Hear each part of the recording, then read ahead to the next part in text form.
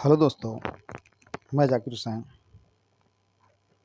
आपकी अपनी YouTube channel Z classes में स्वागत करता हूं। दोस्तों, आज हम पढ़ने वाले हैं करंट अफेयर्स मैगज़ीन। इसमें हम लोग पढ़ने वाले हैं करंट अफेयर्स मैगज़ीन और इस करंट अफेयर्स मैगज़ीन के अंतर्गत 9 अगस्त से लेकर के 15 अगस्त के बीच की हम लोग साप्ताहिक जो है वीकली करंट अफेयर्स को देखेंगे और महत्वपूर्ण घटनाओं को देखेंगे। तो इसमें हम देखते हैं इंटरनेशनल अंतर्राष्ट्रीय में। तो पहली बात है कि मक्का संयुक्त रक्षा समझौता 2026, सऊदी अरब, तुर्की और पाकिस्तान, ये क्या है?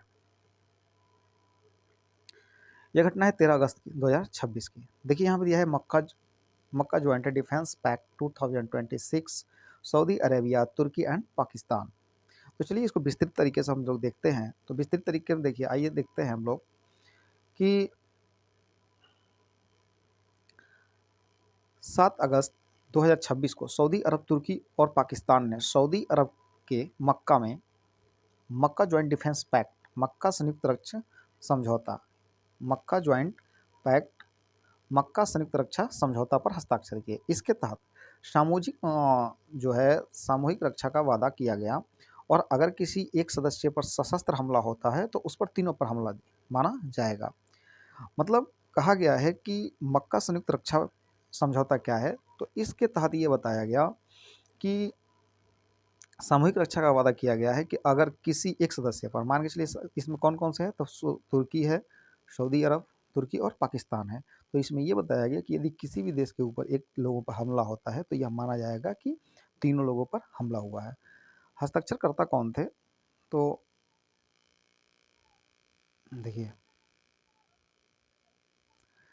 हस्ताक्षरकर्ता जो है वह है सऊदी अरब के क्राउन प्रिंस मोहम्मद बिन सलमान, तुर्की के राष्ट्रपति रेसेप तैयब एर्दोगान और पाकिस्तान के प्रधानमंत्री शहबाज शरीफ हैं। ये तीन लोगों ने मिलकर क्या किया? साइन किया संयुक्त रक्षा ज्वाइंट डिफेंस में। मुख्य सिद्धांत क्या था? तो मुख्य सिद्धांत क्या था कि एक पर यदि हमला होता है सब पर हमला माना जाएगा। An attack on one in is attack on all. यह नाटो के सामूहिक रक्षा सिद्धांत जैसा ही है। दूसरी बात आती है कि पृष्ठभूमि क्या रही इसकी। तो पृष्ठभूमि ये तय की गई है कि यह समझौता सितंबर 2025 में हुए सऊदी, पाकिस्तान और स्ट्रेटेजिक म्यूचुअल डिफेंस एग्रीमेंट के तहत हुआ था। मुख्य क्षेत्र क्या है? तो संयुक्त सैन्य प्रशिक्षण, रक्षा, तकनीक में सहयोग, समन्वित सैन्य गतिविधियों के लिए है। रणनीति का महत्व इसलिए बनाया गया है। रणनीति का महत्व क्या है? तो यह समझौता पश्चिमी एशिया में क्षेत्रीय अस्थिरता और बदलती सुरक्षा स्थितियों के बीच तीनों देशों के बीच गहरे संबंध को दर्शाता है। तो रणनीति ये बनाई गई है कि यदि हम पाकिस्तान, तुर्की और सऊदी अरब के बीच यदि कोई भी देश जो है किसी के ऊपर हमला करता है तो यह माना जाएगा कि यह तीनों के ऊपर हमला ना कर, किसी एक के ऊपर हमला ना करके बल्कि तीनों के ऊपर हमला है। तो इसमें जो है ये लोग अपना क्या बना लिए हैं? कोऑर्डिनेशन बना लिया है कि जो है हम लोगों को क्या रहना है? एकजुट रहना है। अगला है अर्थव्यवस्था, इकोनॉमिक की बात करते हैं।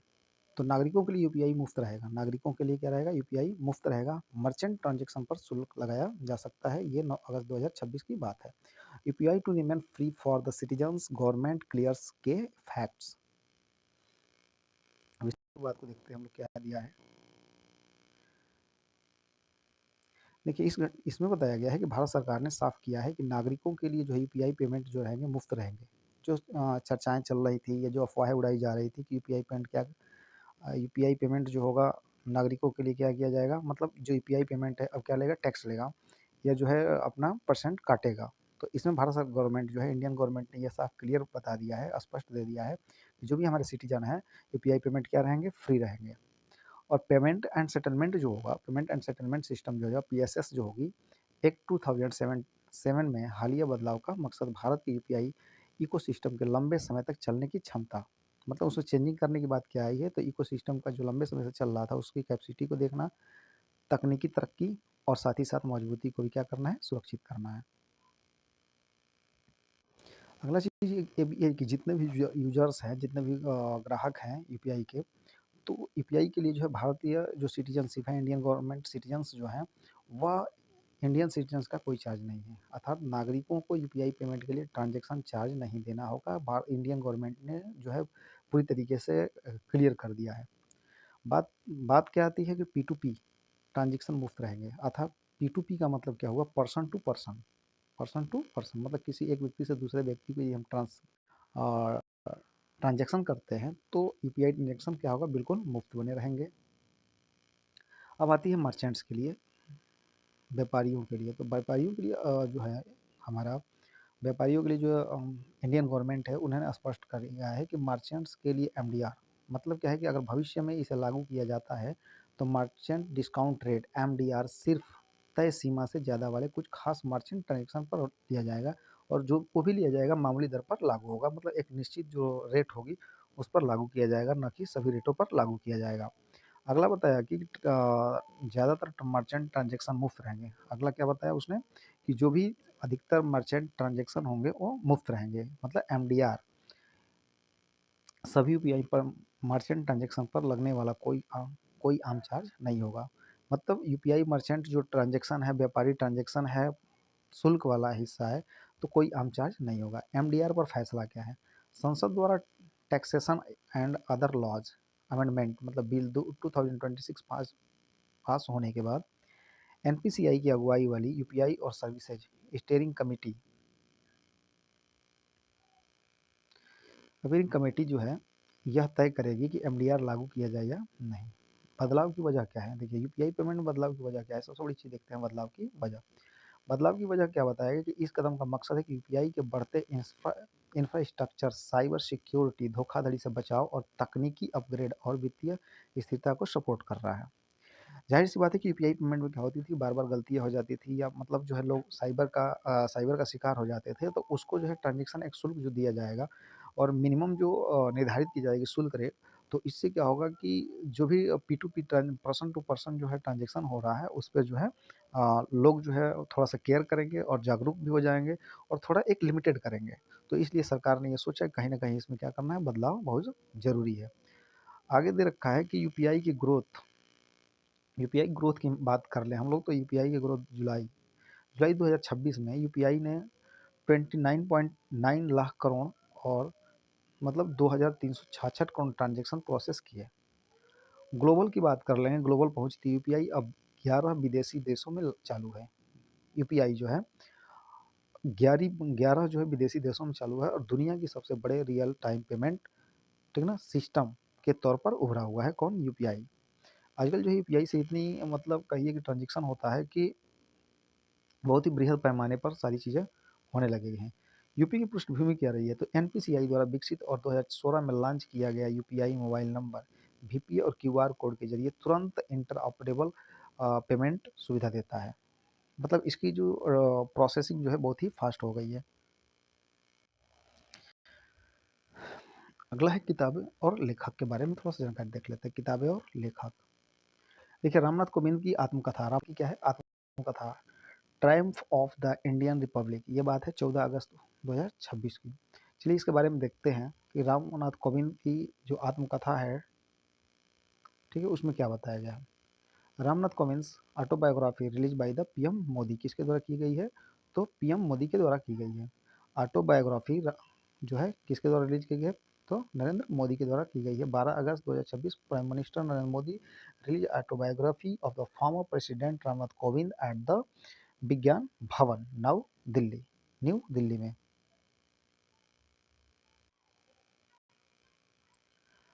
टाइटल क्या है? तो टाइटल जो है triumph of the Indian Republic my life struggles. Author कौन है? तो रामनाथ कोविंद है। 14 प्रेसिडेंट ऑफ द इंडिया, मतलब कब से कब तक रहे? 2017 से लेकर 2022 के बीच है। पब्लिशर कौन है? तो रूपा पब्लिकेशन के द्वारा जो है इसको पब्लिश किया गया है, और रिलीज कब किया गया है? 12 अगस्त 2026 को। कौन सा किताब? रामनाथ कोविंद ऑटोबायोग्राफी। उसके बाद रिलीज बाई किसकी किया गया है? तो prime minister Narendra Modi at Vigyan Bhavan new Delhi में की गई है। चलिए इससे महत्वपूर्ण चीज जानते हैं। देखिए यहाँ पे दे रखा है कि 12 अगस्त 2026 को 12 अगस्त 2026 को प्रधानमंत्री नरेंद्र मोदी ने दिल्ली में विज्ञान भवन में पूर्व राष्ट्रपति रामनाथ कोविंद की आत्मकथा Triumph of the Indian Republic my life my struggles जारी की। और यह किताब उत्तर प्रदेश के और यह किताब जो है उत्तर प्रदेश के परोह गांव में एक साधारण शुरुआत से लेकर के भारत के 14वें राष्ट्रपति बनने तक के कोविंद के सफर का बहुत ही निजी ब्यौरा देती है। इसमें रामनाथ कोविंद ने जो है की पूरी घटनाओं के बारे में जो है विवरण दिया गया है। आत्मकथा के बारे में क्या मुख्य बातें हैं, चलिए देखते हैं। शीर्षक है, इस पुस्तक की जो शीर्षक दी गई है उस पुस्तक का शीर्षक क्या है, तो शीर्षक जो है Triumph of the Indian Republic my life my struggles. लेखक कौन है, तो रामनाथ कोविंद, भारत के 14वें राष्ट्रपति 2017 से 2022 तक बने रहे। प्रकाशक कौन है, तो रूपा पब्लिकेशन है। जारी होने की तारीख जो है 12 अगस्त 2026 का है। किसने जारी किया, तो हमारे वर्तमान प्रधानमंत्री नरेंद्र मोदी जी ने किया। और कहाँ से किया, तो दिल्ली के विज्ञान भवन से किया। अगला है महत्वपूर्ण दिन की बात। महत्वपूर्ण दिन में हम लोग चलते हैं। 80वां स्वतंत्रता दिवस 2026 थीम वंदे मातरम और मुख्य बातें। ये बात है 15 अगस्त 2026 की बात है। 18th इंडिपेंडेंस डे 2026 15 अगस्त 2026 train red fort new Delhi से जो है बताई गई है।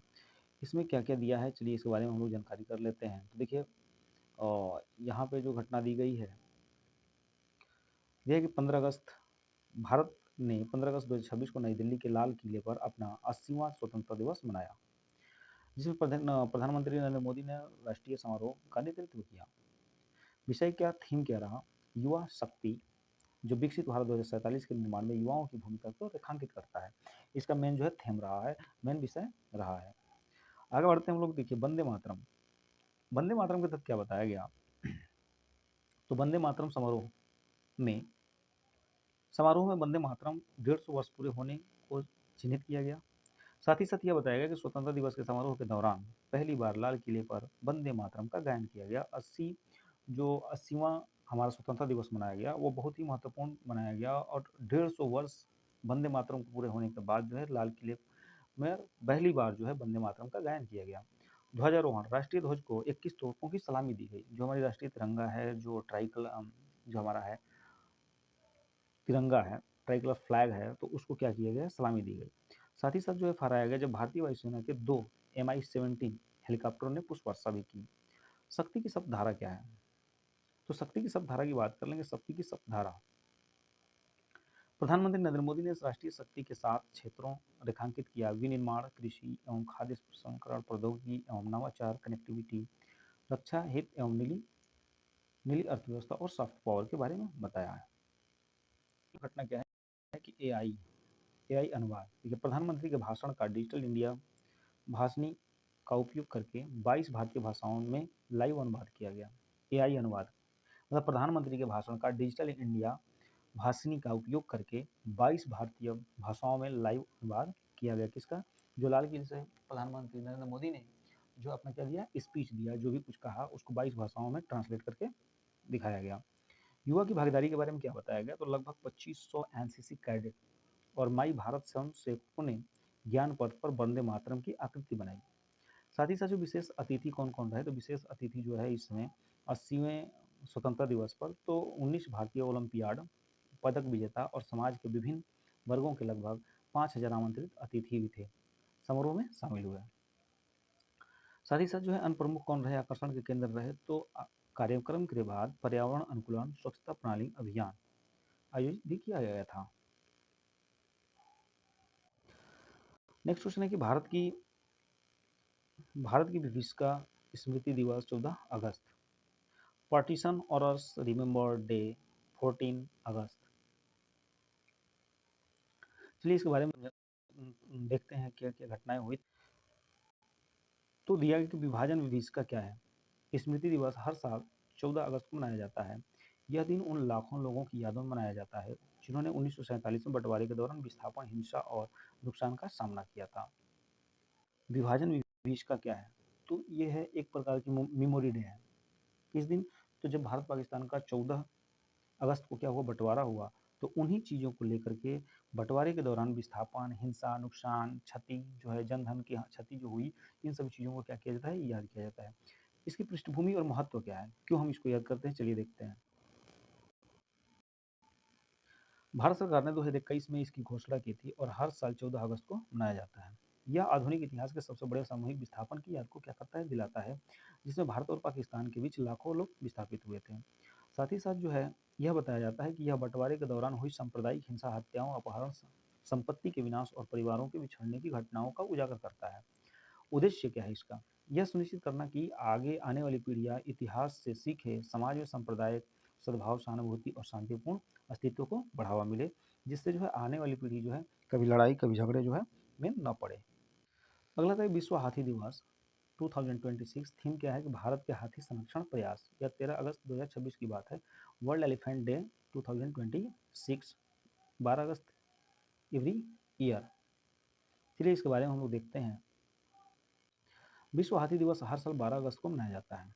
2026 में इसका विषय रहा हाथियों की मदद के लिए दुनिया को एक साथ लाना, जिसमें हाथियों को उनके आवास के नुकसान, अवैध शिकार, हाथी दांत के गैरकानूनी व्यापार पर क्या करना, रोक लगाना। तो विश्व हाथी दिवस मनाया जाता है कब, 12 अगस्त को मनाया जाता है। इसका मेन विषय क्या है, तो जो भी हाथियों को नुकसान पहुंचाया जा रही है, जो हाथियों का जो है अवैध शिकार किया जा रहा है, उनके दांतों के लिए गैरकानूनी व्यापार किया जा रहा है, तो उन सब पर क्या करना है, रोक लगाना। अगला दिन पहली बार मनाया गया जो था 2012 में, 2012 में 12 अगस्त को जो है हाथी दिवस मनाया गया। भारत का महत्व क्या है, दुनिया के लगभग 60% एशियाई हाथी जो है भारत में पाए जाते हैं। एशिया का 60% हाथी जो कहाँ पाए जाते हैं, भारत में पाए जाते हैं। भारत में जंगली हाथियों की आबादी जो है लगभग 22,446 है। SAI EE 2021 से 25 जनगणना के अनुसार जो है बताया गया। प्रोजेक्ट एलिफेंटा क्या है, प्रोजेक्ट एलिफेंट जो है हाथियों के आवास की सुरक्षा, कल्याण और मानव हाथी संघर्ष को कम करने के लिए 1992 में शुरू किया गया था। क्या होता था कि जो भी मानव हाथी होते थे तो उनको क्या करता था, संघर्ष करना पड़ता था आवास के लिए, भोजन के लिए, मतलब या जो था उनको मेडिकल के लिए। तो इन सारी चीज़ों को दूर करने के लिए जो है प्रोजेक्ट एलिफेंट लाया गया। हाथी रिजर्व की बात कर लेंगे तो 14 राज्यों में लगभग 880,777 जो है क्या है, वर्ग किलोमीटर में फैला हुआ है हाथी रिजर्व। हाथी कॉरिडोर क्या है, तो हाथी कॉरिडोर की बात कर ले, गलियारा की बात कर लें तो पूरे भारत में 150 पहचाने गए कॉरिडोर हैं। हाथी कॉरिडोर जो है लगभग 150 है। पश्चिम बंगाल, यहाँ सबसे ज़्यादा जो है पहचाने गए हाथी कॉरिडोर कितने हैं, 26 है। संरक्षण तकनीकी क्या है, किस प्रकार से इनको संरक्षण करने का जो है रखा गया है, तो हाथियों की सुरक्षा के लिए डीएनए पर आधारित जनगणना, एआई मॉनिटरिंग, रेडियो कॉलिंग और अर्ली वार्निंग वार्निंग सिस्टम का इस्तेमाल किया जा रहा है। यदि बात करें परीक्षा के लिए जरूरी जानकारी क्या है, तो विश्व हाथी दिवस कब मनाया जाता है, 12 अगस्त को मनाया जाता है। 2026 का विषय क्या रहा, तो हाथियों की मदद के लिए दुनिया को एक साथ लाना। प्रोजेक्ट एलिफेंटा क्या है, तो 1900 एलिफेंट क्या है, 1992 में लाया गया था। विश्व शेर दिवस 10 अगस्त को मनाया जाता है। 11 डेट, किस डेट के बारे में डेट को निकली है ये, तो 11 अगस्त 2026 को। हालांकि विश्व शेर दिवस, वर्ल्ड लायन डे जो है 10 अगस्त को मनाया जाता है। वर्ल्ड लायन डे 10 अगस्त 2026। इसके इतिहास के बारे में देखते हैं क्या है, चलिए देखते हैं। देखिए, शेरों के संरक्षण के बारे में जागरूकता बढ़ाने के लिए हर साल 10 अगस्त को वर्ल्ड लायन डे मनाया जाता है। 2026 में भारत ने एशियाई शेरों के सफल संरक्षण को उजागर किया।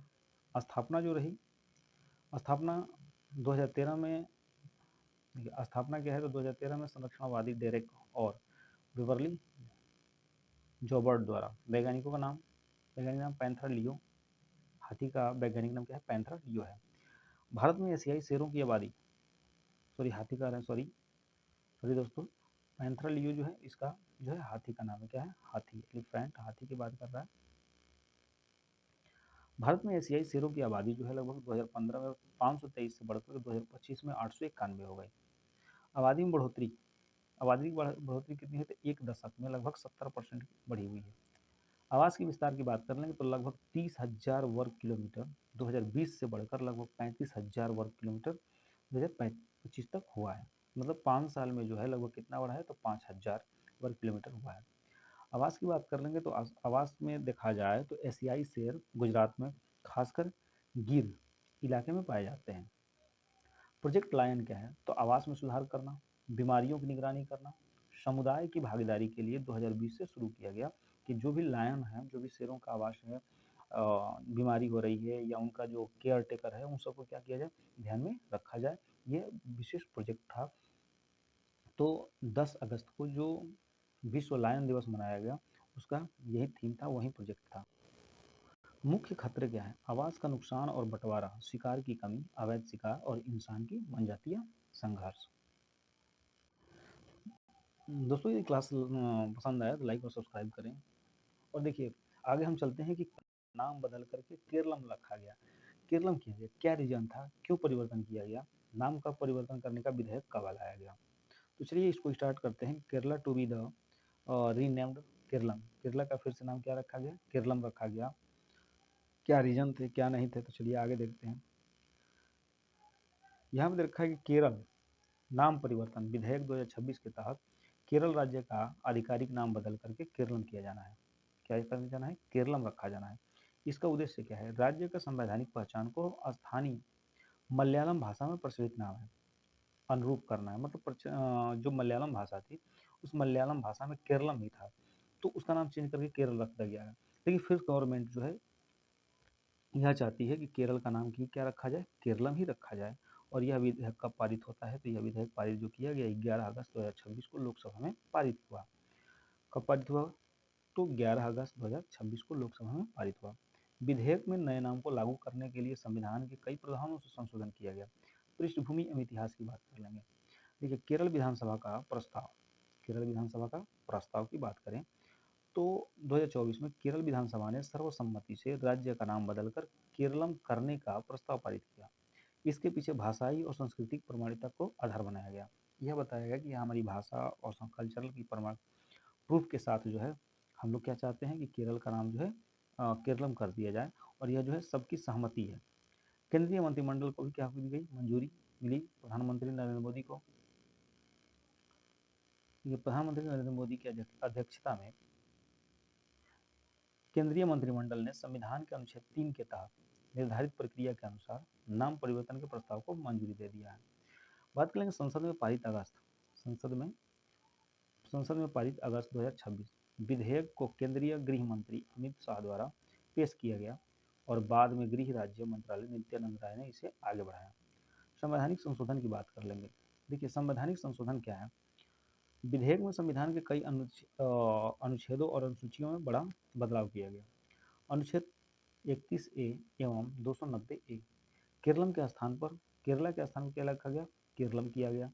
पहली अनुसूची की बात कर लेंगे तो राज्यों की आधिकारिक सूची में केरल के नाम को अपडेट किया जाएगा। राज्यों की आधिकारिक सूची में केरल के नाम को क्या कर दिया जाएगा? अपडेट करके केरलम रखा जाएगा। फिर चौथी अनुसूची की चेंज किया जाएगा। राज्य में सीटों के आवंटन में संबंधित संदर्भ में बदलाव किया जाएगा। देखिए कितनी चीज़ों जो है कानूनी कार्रवाई करनी पड़ रही है। आगे रखा है कि केंद्र और राज्य सरकारों को 1 वर्ष के भीतर कानूनों, अधिसूचनाओं और सरकारी अभिलेखों में नए नाम को लागू करने का अधिकार दिया गया है। नाम परिवर्तन का महत्व क्या है?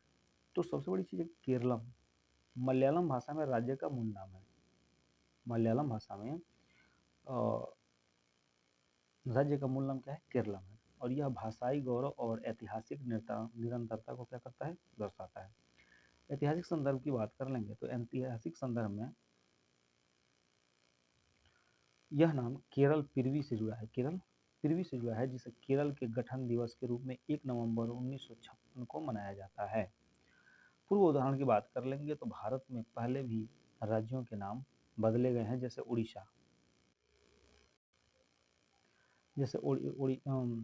उड़ीसा और उत्तरांचल का उत्तराखंड किया गया 2007 में। प्रतीकात्मक महत्व क्या है? नाम परिवर्तन क्षेत्रीय पहचान को मजबूत करता है और भाषाई आधार पर राज्यों के पुनर्गठन के सिद्धांत के अनुरूप होता है। नेक्स्ट आगे बढ़ते हैं हम लोग। पोस्ट में हिमाचल प्रदेश में तिरंगे की पहली ड्रोन डिलीवरी की। इंडिया पोस्ट ने हिमाचल प्रदेश में तिरंगे की पहली ड्रोन डिलीवरी पोस्ट की। India first drone deliver of तिरंगा। चलिए देखते हैं 14 अगस्त 2026 को स्वतंत्रता दिवस से पहले हिमाचल प्रदेश में इंडिया पोस्ट ने राष्ट्रीय ध्वज की अपनी पहली ड्रोन डिलीवरी करके इतिहास रचा। अब रूट की बात कर लेंगे तो किस रूट से जो है वो आया? देखिए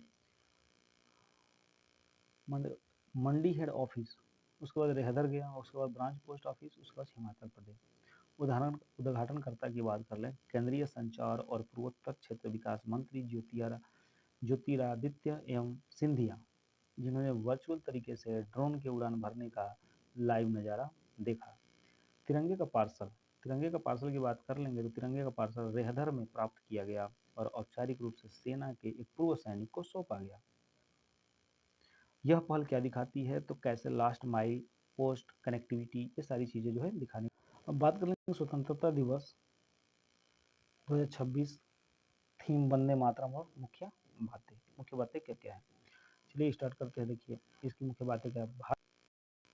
15 अगस्त 2026 को नई दिल्ली के लाल किले पर अपना 80वां स्वतंत्रता दिवस मनाया। थीम क्या रहा, तो युवा शक्ति, वंदे मातरम। इसकी रचना के 150 साल पूरे होने के मौके पर पहली बार जो है पूरा संस्करण गाया जाएगा। देखिए इसमें कहा गया खास मेहमान कौन रहे, तो फिजिक्स, केमिस्ट्री, बायोलॉजी और मैथमेटिक्स के इंटरनेशनल ओलंपियाड मेडल जीतने वाले 19 भारतीय शामिल थे। सम्मानित कौन थे, तो मेहमान स्वतंत्रता सेनानी और पद्म पुरस्कार को पाने वाले परिवार थे। बात करें ध्वजारोहण, सुबह 7:30 किले पर राष्ट्रीय ध्वज फहराया जाएगा।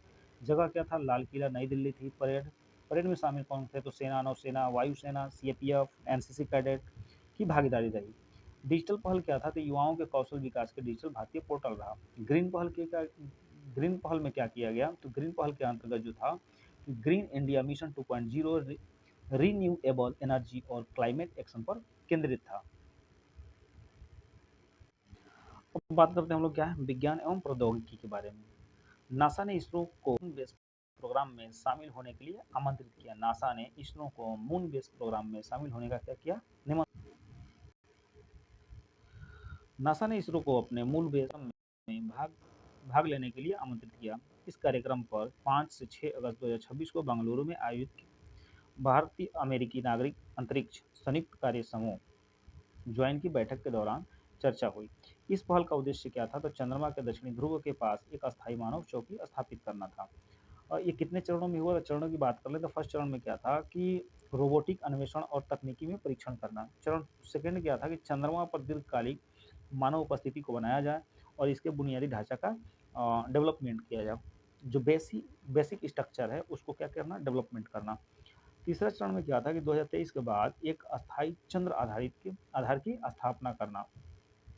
भारत की भूमिका इसमें क्या रही है, तो भारत की भूमिका की बात कर ले तो चंद्र अन्वेषण, तकनीकी सहयोग और अमेरिका के साथ वैज्ञानिक डेटा साझा को मजबूत करना। आर्टमेसिस समझौता क्या था, तो भारत ने जून 2023 में 27वें हस्ताक्षरकर्ता देश के रूप में शामिल हुआ। तो ये भी क्वेश्चन पूछा जा सकता है कि भारत ने 2023 में कौन सा हस्ताक्षरकर्ता बना, तो वह था 23वां। निशार, बात कर लें यहाँ निशार की, तो निशार क्या है, तो यह साझेदारी NASA ISRO synthetic aperture radar mission आधारित है, 2025 में लॉन्च किया गया। रणनीतिक महत्व क्या है, यह सहयोग भारत अमेरिका अंतरिक्ष सहयोग को मजबूत करता है और भविष्य में चंद्रमा तथा, ठीक है ना, चंद्रमा तथा मंगल ग्रह के अन्वेषण को समर्थन करता है। इसमें ये क्या था कि इसमें चंद्र संसाधनों के उपयोग जैसे पानी निकलना और ईंधन का उत्पादन भी करना शामिल है। एक पक्ति अतिरिक्त की बात कर लेंगे हम यहाँ पे, तो देखिए आर्टेमिस आर्टेमिस समझौता क्या था, तो आर्टेमिस समझौता के तहत जो था कि स्थापना अक्टूबर 2020 में नासा और अमेरिका विदेशी विभाग द्वारा शांतिपूर्वक नागरिक अंतरिक्ष अन्वेषण के लिए एक गैर बाध्यकारी रूपरेखा के रूप में की गई। यह समझौता क्या था, 1967 की बाह्य अंतरिक्ष संधि के रूप में किया गया था। आगे हम देखते हैं कि भारत की नॉन फाइनेंशियल फ्यूल आधारित बिजली उत्पादन क्षमता जो है 300 गीगावाट के पार पहुंच गई है। भारत ने 31 जुलाई 2026 तक 300.50 गीगावाट के गैर जीवाश्म ईंधन आधारित बिजली उत्पादन क्षमता का ऐतिहासिक आंकड़ा पार कर लिया। इसके साथ भारत ने 2030 तक 500 गीगावाट के लक्ष्य का 60% से अधिक हासिल कर लिया है। अब गैर जीवाश्म स्रोत भारत की कुल स्थापित विद्युत क्षमता का 54% से अधिक हिस्सा जो है। बात यहाँ कर लेंगे स्रोत के अनुसार सौर ऊर्जा जो है 164.59 गीगावाट है। पवन ऊर्जा की बात कर लेंगे हमारे पास जो है तो 58.14 गीगावाट है। जल विद्युत की कैपेसिटी जो है 57.24 गीगावाट है। और बायो पावर जो है 11.75 गीगावाट है। परमाणु ऊर्जा 8.78 गीगावाट है। कुल उत्पादन की बात कर लेंगे तो हम तो 300.50 गीगावाट है। 2025-26 के दौरान भारत ने रिकॉर्ड 55.29 गीगावाट गैर जीवाश्म ऊर्जा क्षमता जोड़ी, जिसमें 44.6 गीगावाट सौर ऊर्जा और 6.6 गीगावाट पवन ऊर्जा शामिल है। नवीकरणीय बिजली उत्पादन के द्वारा 2014 से 15 में 190.96 बिलियन यूनिट से बढ़ करके 2025 से 26 में 477.79 बिलियन यूनिट हो गया है। भारत ने 31 जुलाई 2026 को 300 गीगावाट गैर जीवाश्मी ईंधन आधारित क्षमता का आंकड़ा पार किया। 2030 तक लक्ष्य 500 गीगावाट और गैर जीवाश्म ईंधन आधारित स्थापित क्षमता है। भारत का पहला सोलर पार्क की बात कर लेंगे तो चरड़े का सोलर पार्क गुजरात में 2012 में बनाया गया था। सबसे बड़ा सोलर प्रोजेक्ट कहाँ है तो Bhadla solar park Rajasthan. COP 228 प्रतिबद्धता भारत ने 2070 तक नेट जीरो उत्सर्जन का लक्ष्य रखा गया है। हाइड्रोजन ट्रेन पायलट परियोजना जिंद सोनीपत सेक्शन हरियाणा 2026। अभी हम बात करते हैं दोस्तों महत्वपूर्ण भारत के। देखिए अब क्वेश्चन क्या है कि भारत के 80वें स्वतंत्रता दिवस समारोह किस ऐतिहासिक उपलब्धि की प्रमुखता से रेखांकित किया गया। भारत का संविधान 100 वर्ष, भारत गणराज्य 75 वर्ष, वंदे मातरम के 150 वर्ष। तो राइट ऑप्शन जो होगा वंदे मातरम के 150 वर्ष। मई के 15 अगस्त को दिन जो है वंदे मातरम का 150 वर्ष पूरा हो गया। तो इसमें क्या हुआ कि पहली बार जो है वंदे मातरम जो है लाल किले से जो है गाया गया। अगला दे रखा है कि 14 अगस्त 2026 को इंडिया पोस्ट ने तिरंगे की पहली ड्रोन डिलीवरी किन दो स्थानों से की है। तो एक था मंडी प्रधान डाकघर और रेहदार शाखा डाकघर। राइट ऑप्शन जो होगा बी होगा। क्वेश्चन नंबर 3 है कि 1947 में भारत विभाजन के जुड़े पीड़ितों और उनके कष्टों की स्मृति में विभाजन विभीषिका स्मृति दिवस हर वर्ष किस तारीख को मनाई जाती है। तो ये मनाई जाती है 14 अगस्त को मनाई जाती है। राइट ऑप्शन जो होगा बी होगा। क्वेश्चन नंबर नेक्स्ट देखते हैं। नेक्स्ट क्वेश्चन दिया हुआ है कि भारत 12 अगस्त 2026 को प्रधानमंत्री नरेंद्र मोदी द्वारा पूर्व राष्ट्रपति रामनाथ कोविंद की जारी की गई आत्मकथा का शीर्षक क्या था।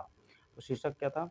Triumph of the Indian Republic my life my struggle, Triumph of the Indian Republic my life my struggle. Right option जो था बी है। अगला क्वेश्चन दिया है यहाँ पे कि विश्व हाथी दिवस हर वर्ष किस तारीख को मनाया जाता है। तो वो मनाया जाता है 12 अगस्त को। राइट ऑप्शन जो होगा बी होगा। क्वेश्चन नंबर चलते हैं नेक्स्ट। अगला क्वेश्चन है कि अगस्त 2026 में मक्का संयुक्त रक्षा समझौते पर किन तीनों देशों ने हस्ताक्षर किया। तो वह था कौन। सऊदी अरब, तुर्की और पाकिस्तान। सऊदी अरब, तुर्की और पाकिस्तान। राइट ऑप्शन जो होगा बी होगा। दोस्तों अगर पसंद आया तो लाइक और सब्सक्राइब जरूर करें ताकि हमारे मनोबल को और बढ़ाएं। अगला क्वेश्चन है कि केरल नाम परिवर्तन विधेयक 2026 के तहत केरल राज्य का नाम बदलकर क्या रखा जाना है। तो है केरलम। राइट ऑप्शन जो होगा बी होगा। अगला क्वेश्चन है कि अगस्त 2026 में जिस नासा ने मून बेस कार्यक्रम में इसरो को भाग लेने के लिए आमंत्रित किया उसका मुख्य उद्देश्य क्या था। तो उसका मुख्य उद्देश्य ये था कि चंद्रमा पर एक अस्थायी मानव चौकी बनाना और यही जो था इसका मुख्य उद्देश्य था। राइट ऑप्शन जो होगा ए होगा। नेक्स्ट क्वेश्चन की तरफ बढ़ते हैं हम लोग। क्वेश्चन जो है यहाँ पर दिया है कि भारत के 80वें स्वतंत्रता दिवस समारोह में 2026 का केंद्रीय विषय क्या था। 2026 का केंद्रीय विषय क्या था। तो क्या वह विकसित भारत था, युवा शक्ति था, आत्मनिर्भर भारत या एक भारत श्रेष्ठ भारत। तो ये था आपका बी युवा शक्ति। राइट ऑप्शन जो होगा बी होगा। नेक्स्ट क्वेश्चन की तरफ चलते हैं। क्वेश्चन नंबर जो है हमारा आपका दिया है कि 2025 की जनगणना के अनुसार भारत में एशियाई शेरों की संख्या कितनी है। तो वह है आपकी 891। राइट ऑप्शन जो होगा सी होगा। अगला क्वेश्चन दे रखा है कि भारत का 2030 तक गैर जीवाश्म ईंधन आधारित स्थापित विद्युत क्षमता का लक्ष्य क्या है। तो 500 गीगावाट। 500 गीगावाट। राइट ऑप्शन जो होगा डी होगा।